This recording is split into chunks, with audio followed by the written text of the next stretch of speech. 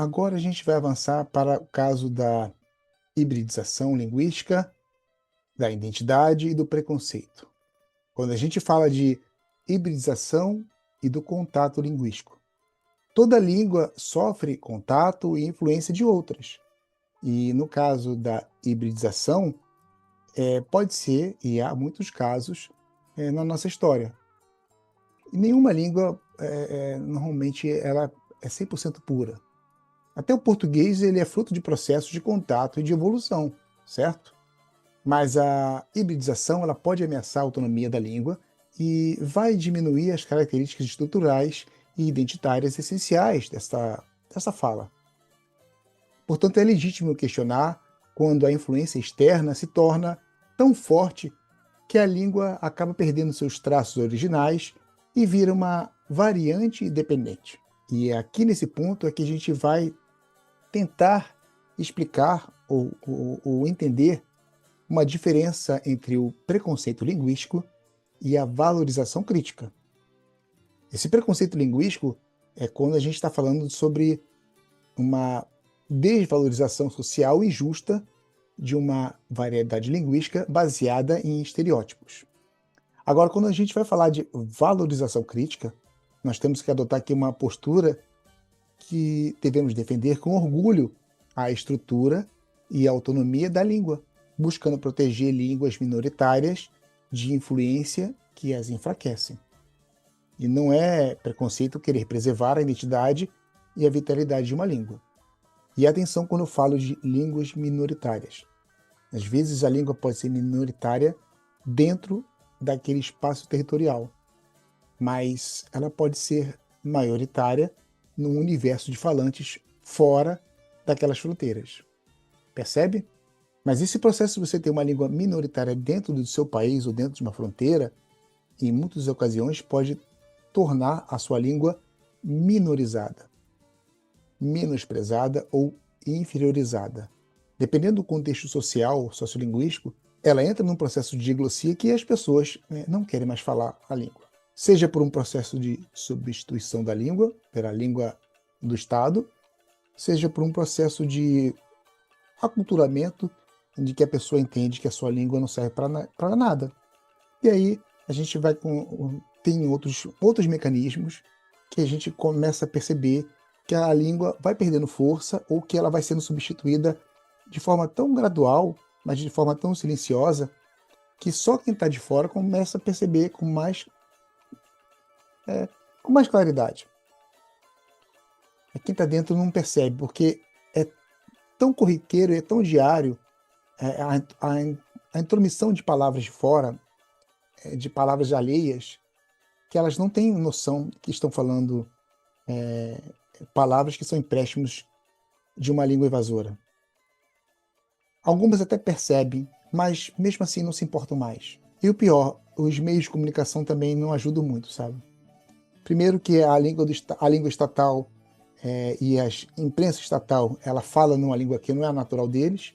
E segundo que a imprensa local, ela começa também a copiar de uma forma muito subliminar as formas da língua invasora.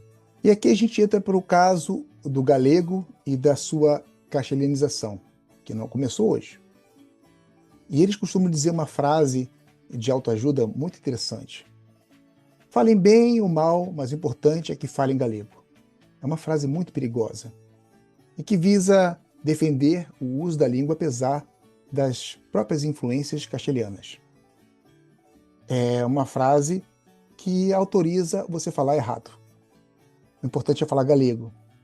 Às vezes você não está nem falando mais galego, você está falando realmente uma língua, uma fala hibridizada, repleta de castelhanismos. Então a pessoa está dizendo para todo mundo, fale bem ou fale mal. Você não está nem falando bem, está falando mal mesmo, tá? É o momento em que as pessoas começam a chorar. Acabou a choradeira? Vamos continuar. Tem mais choradeira? O choro é livre. Nem Jesus agradou todo mundo. Quem sou eu para agradar vocês? E não, eu não estou a serviço do PP e nem do serviço espanhol. Simplesmente eu não vou ficar aqui falando fantasias para poder agradar gregos e troianos. E, cara, eu sinceramente já passei da idade de ficar aqui falando só coisinhas bonitinhas para agradar todo mundo, né?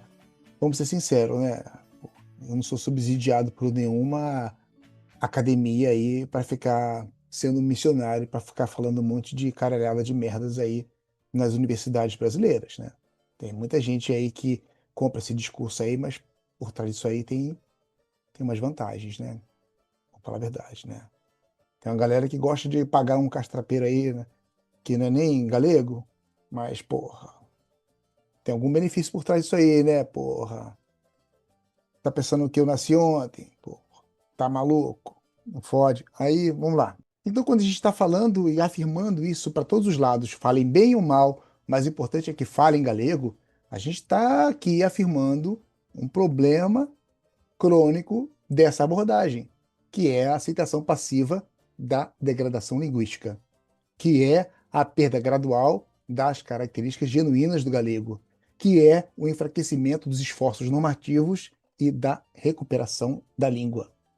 Isso reflete uma preocupação pragmática de evitar o desaparecimento completo da língua em contextos de dominação.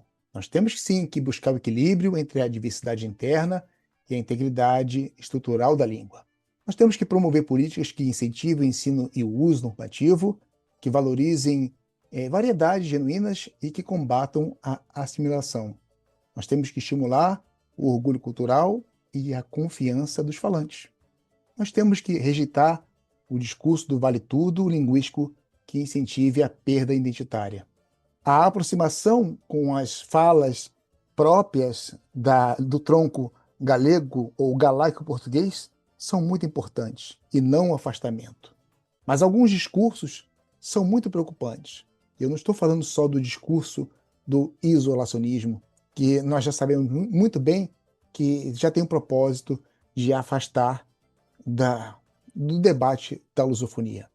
Mas esse discurso de dizer, de trazer como matriz do nascimento da língua portuguesa dentro do espaço da Galiza também é falho e acaba também afastando as pessoas que gostariam de ter uma aproximação da Galiza para o espaço da lusofonia. Vamos ser sinceros e honestos com o debate historiográfico do surgimento da língua. Portanto, vamos ser honestos e sinceros com o surgimento da matriz da língua, que não foi nem Portugal e nem a Galiza. Nós sabemos muito bem que esse espaço desse epicentro da língua era a Galécia. E a tradução do latim Galécia, nesse momento, não era Galiza. Beleza? Menos nacionalismo nesse momento e mais lógica e mais racionalidade. Eu não preciso nem explicar e eu não preciso nem ensinar o padre à missa de que o termo Galaéquia, Galécia, em algum momento ele vai derivar Galiza, mas até o ano 600, o ano 700, ainda não era Galiza. Era todo um amplo território e que depois, a partir do ano de 910, é que nós vamos ter um reino chamado Galiza, através de uma figura chamada Ordonho, filho de Afonso III, que depois vai ser o rei de Leão, e Leão não era Galiza. Essa ideia de que a Galiza se confunde como Galécia no tempo, desde o tempo dos suevos, e que depois ela perdeu tamanho, e, portanto, esses reis cristãos asturianos eram galegos, eram leoneses, depois ficaram só na Galiza, não se sustenta em nenhuma historiografia moderna. Vocês não podem tentar competir com a falsificação da história castelhana, recriando uma nova história falsificada. Beleza? Quando vocês fazem isso, vocês também estão falsificando a própria matriz do surgimento da língua galaico-portuguesa. O espaço territorial era Galécia e não Galiza. Ao andaluz não é a mesma coisa que a Andaluzia, no tempo e no espaço. Com essa definição, vocês entenderam muito bem que Galécia não é Galiza no tempo e no espaço. Aceita isso, que dói menos. E volto a repetir, não sou patrocinado por nenhum jornal e nenhuma universidade galega.